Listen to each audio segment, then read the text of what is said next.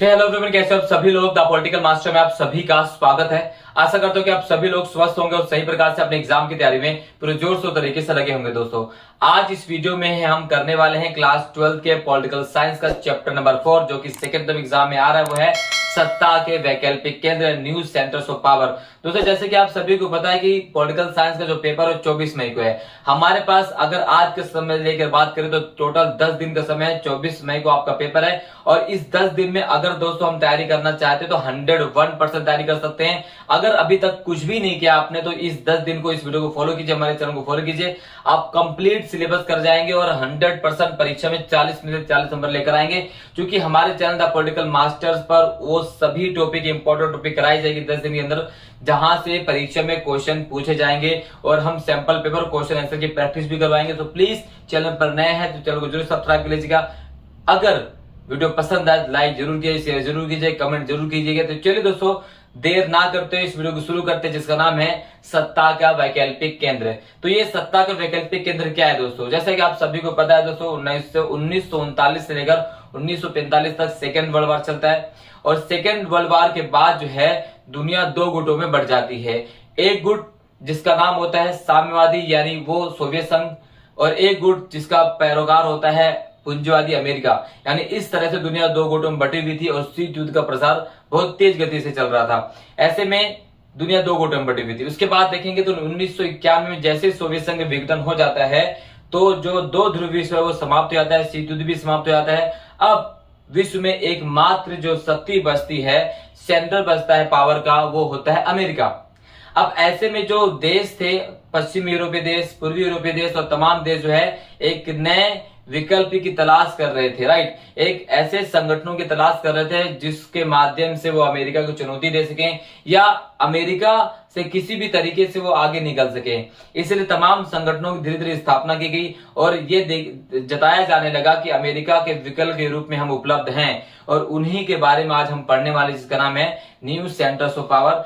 और आपके सिलेबस में जहां से क्वेश्चन पूछे जाएंगे गारंटी से दोस्तों, वो टॉपिक कौन कौन से हैं? वो है यूरोपीय संघ, ठीक है, आसियान, चीन, भारत और ब्रिक्स।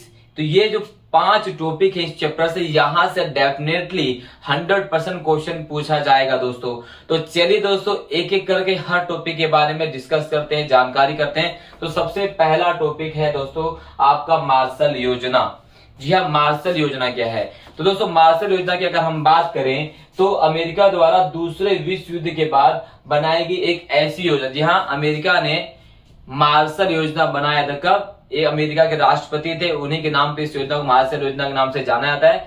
तो सेकेंड वर्ल्ड वार, जी हाँ, सेकेंड वर्ल्ड वार के बाद बनाई गई योजना को मार्शल योजना के नाम से जाना जाता है। अब इस मार्शल योजना का उद्देश्य क्या था? उद्देश्य था यूरोपीय देशों की अर्थव्यवस्था को पुनर्गठित करना। वो यूरोपीय देश यानी कौन से यूरोपीय देश? पश्चिमी यूरोपीय देश। या पश्चिमी यूरोपीय देश कौन थे? वो जो अमेरिकी यानी पूंजीवादी खेमे में शामिल थे।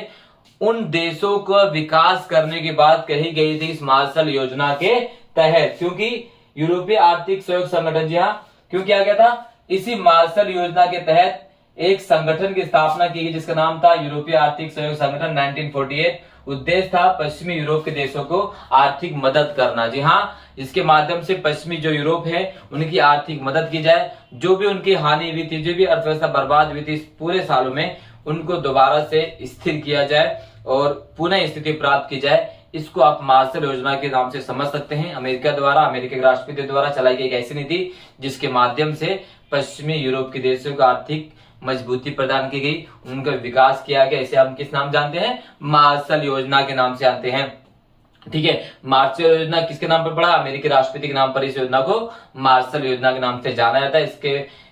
इसी मार्शल योजना के तहत दोस्तों 1948 में एक संगठन की स्थापना की गई जिसका नाम था यूरोपीय आर्थिक सहयोग संगठन, ठीक है। यहां से क्वेश्चन बार बार पूछा जाता रहा है तो इस पे को आपको सही से कर लेना है दोस्तों।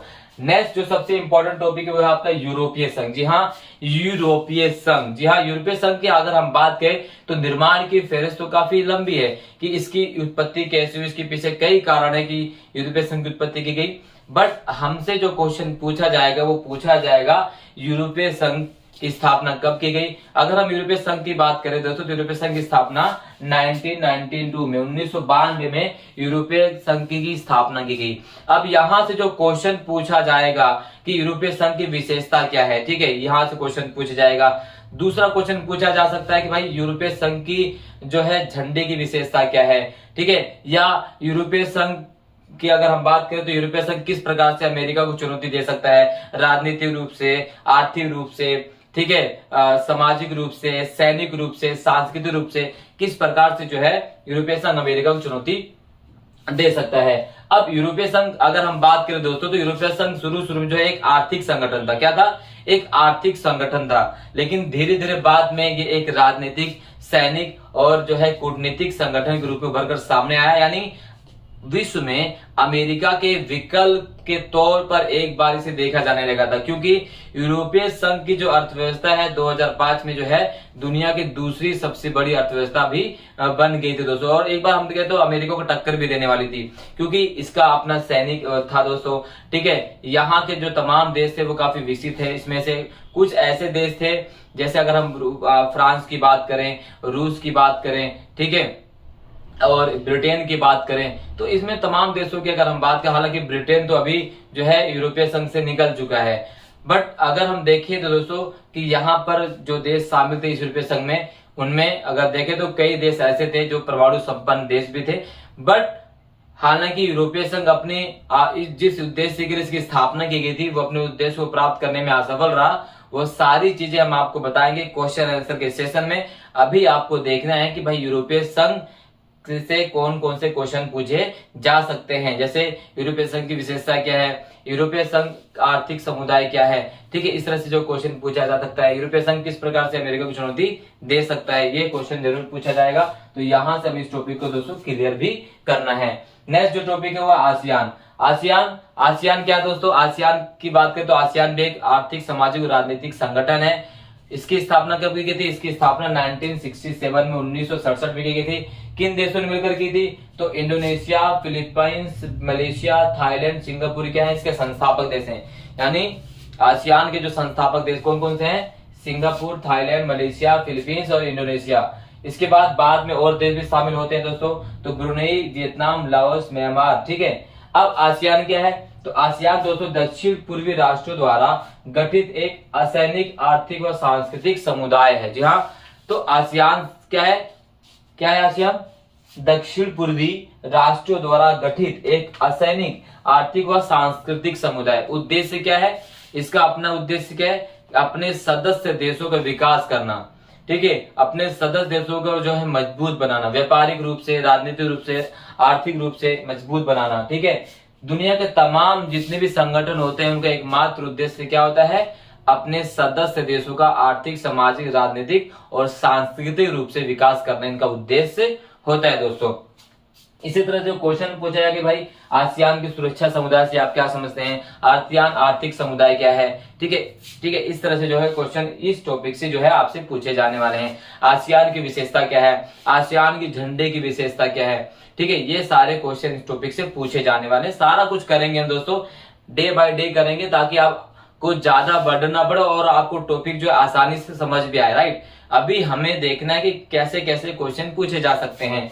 इसके अलावा आपसे क्वेश्चन चीन से पूछा जाएगा, ठीक है। चीन किस प्रकार से अमेरिका को चुनौती दे सकता है, ओपन डोर पॉलिसी क्या, 1978 में जो खुले द्वार नीति क्या है, चीन किस प्रकार से एक महाशक्ति बनने की दिशा में आगे बढ़ रहा है, ठीक है। 1972 में जिस प्रकार चीन ने अपना एकांतवास समाप्त किया अमेरिका से दोस्ती करके, उसके बाद 1978 आते आते उसने अपनी पूरी अर्थव्यवस्था को पूरी दुनिया के लिए खोल दिया। इसे ही ओपन डोर पॉलिसी या खुले द्वार नीति के नाम से जाना जाता है, ठीक है। चीन किस प्रकार से अमेरिका को चुनौती दे सकता है, इस तरह से क्वेश्चन जो पूछे जाने वाले इस टॉपिक से। इसके अलावा भारत से भी क्वेश्चन पूछे जा सकते हैं कि 21वीं शताब्दी में जो है भारत किस प्रकार से एक वैश्विक शक्ति की बनने की दिशा में आगे बढ़ रहा है। जैसे हम दुनिया के सबसे बड़े लोकतांत्रिक देश हैं, है ना, हमारे यहाँ पर अगर बात वर्क फोर्स बहुत ज्यादा, हमारी अर्थव्यवस्था दुनिया की टॉप 5 अर्थव्यवस्था में से आती है, ठीक है। हम दुनिया के सबसे प्राचीन लोकतंत्रों में से एक माने जाते हैं। तो ये सारी जो विशेषताएं इसको लेकर जो क्वेश्चन पूछा जाएगा भारत से, वो सब हम करने वाले हैं दोस्तों, ठीक है। एक टॉपिक आपका ब्रिक्स। जी हाँ, ब्रिक्स की अगर हम बात करें तो ब्राजील, रूस, India, China, South Africa. BRICS और ब्रिक में अंतर भी पूछा जा सकता है। ठीक है दोस्तों, ब्रिक और ब्रिक्स में अंतर भी पूछा जाएगा। ब्रिक की स्थापना की गई और ब्रिक्स ब्रिक्स कब कहलाया। ठीक है, ब्रिक्स के द्वारा एक नए संगठनात्मक संगठन की स्थापना कब, जैसे एनडीबी यानी न्यू डेवलपमेंट बैंक की स्थापना कब की गई। ब्रिक्स के सम्मेलन कहां कहां हुए। ब्रिक्स का 19वां सम्मेलन, 20वां सम्मेलन और 21वां सम्मेलन कहां किया गया। इस तरह से जो है क्वेश्चन जरूर पूछा जाएगा दोस्तों। 2019 में कौन सा सम्मेलन हुआ, 2020 में कौन सा कहां सम्मेलन किया गया। तो ये ब्रिक्स से संबंधित देश जो है या क्वेश्चन जो पूछा जा सकता है दोस्तों। तो ये सारे टॉपिक इस चैप्टर से आने वाले हैं। इससे बाहर आपके परीक्षा प्रश्न पत्र में इस चैप्टर से क्वेश्चन नहीं आएगा। तो आप हमारे साथ जुड़े रहिए गारंटी के साथ दोस्तों। हर टॉपिक को हम क्लियरली डिफाइन करेंगे, क्वेश्चन करके दिखाएंगे कैसे कैसे क्वेश्चन पूछेगा। पिछले सालों के क्वेश्चन हम रिवीजन करेंगे कि भाई किस तरह से इस चैप्टर से, इस टॉपिक से क्वेश्चन पूछे गए हैं। तो आपको करना क्या है, चैनल को सब्सक्राइब कर लेना है, बेल आइकन को प्रेस कर देना है, ताकि हमारे चैनल का जो भी वीडियो अपलोड की जाए वो डायरेक्ट आप तक पहुंच सके। इसके साथ साथ दोस्तों बोर्ड थोड़ा छोटा पड़ रहा है, हम जल्दी इसको बड़े बोर्ड में कन्वर्ट करने वाले हैं, आज या कल में कर देंगे। तो हम आपसे लाइव जो है क्लासेस मिलेंगे, जिसमें आप आपसे डाउट भी लाइव पूछ सकते हो। आज के लिए इस वीडियो में बस इतना ही दोस्तों। वीडियो पसंद आई तो लाइक जरूर कीजिए। चैनल पर नया है तो चैनल को सब्सक्राइब नहीं किया तो चैनल जरूर सब्सक्राइब कर दीजिएगा, बेल आइकन प्रेस कर दीजिए। बहुत बहुत धन्यवाद दोस्तों। जय हिंद।